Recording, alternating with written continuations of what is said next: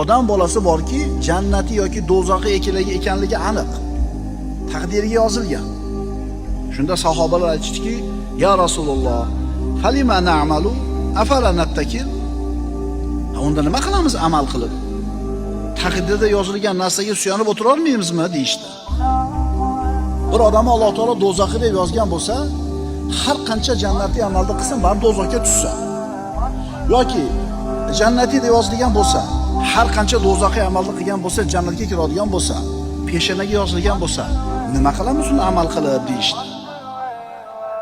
Rasululloh aytdilar, "La i'malu."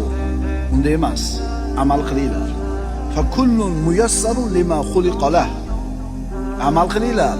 Bas har bir kimsa u uchun yaralgan narsaga muyassar qilinadi deb ushbu oyatlarni tilovat qildilar.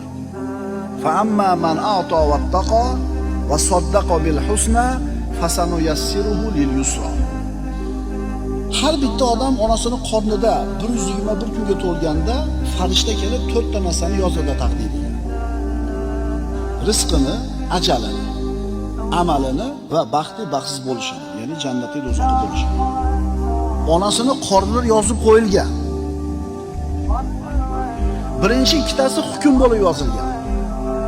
Keyingi ikkitasi vasf bo'lib yozilgan. Rizqi bilan ajali hukm bo'lib yozilgan. Shunday bo'lsin dedi Alloh. Bu hukm, banda bunga hech qanaqa o'zgartirish kirita olmaydi.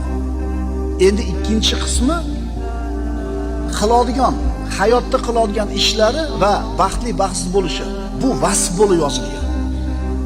Ya'ni o'zini ixtiyori bilan o'zini qiladigan amallari bilan degani. Binobarin jannatli do'zaxi bo'ladi dedi. Ya'ni banda o'zi tanlab qiladi shu ishni.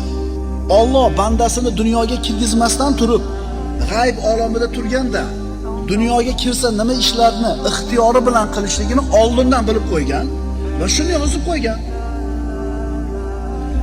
Shuning uchun siz birinchi ikkitasiga javobgar bo'lmaysiz, keyingi ikkitasiga javobgar bo'lasiz. Endi shuni qilmaslik ixtiyoringizda. Agar siz jannatiy bo'lsangiz, jannatga olib boradigan ishlarni qilishingiz oson bo'ladi. Harom, gunoh, ma'siyat ishlarni tark qilishingiz oson bo'ladi. Hayotda qilayotgan ishlaringizga qarang. Jannatga olib boradigan ishlarni qilishingiz oson bo'lyaptimi? Umid qiling.